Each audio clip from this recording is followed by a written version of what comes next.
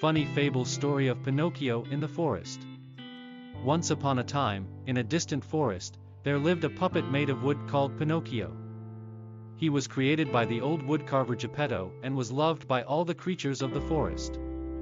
He wanted to be a real boy, and was given the magical ability to talk and move on his own by the Blue Fairy. He had many adventures in the forest, but his greatest wish was still to become a real boy. Although his intention was true, Pinocchio often got himself into trouble because he often lied. Whenever he lied, his nose would grow longer, which made the other creatures in the forest laugh.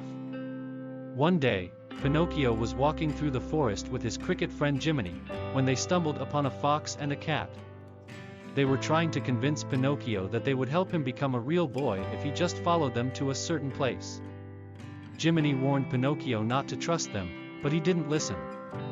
The fox and the cat led Pinocchio to an old mansion and convinced him to enter. Inside, he was met by a puppet master who promised him that if he worked for him for a year, he would be granted his wish. Pinocchio accepted the offer and started working, but the puppet master was not as he seemed. He was actually a wicked magician who wanted to use Pinocchio and his magical ability for his own gain.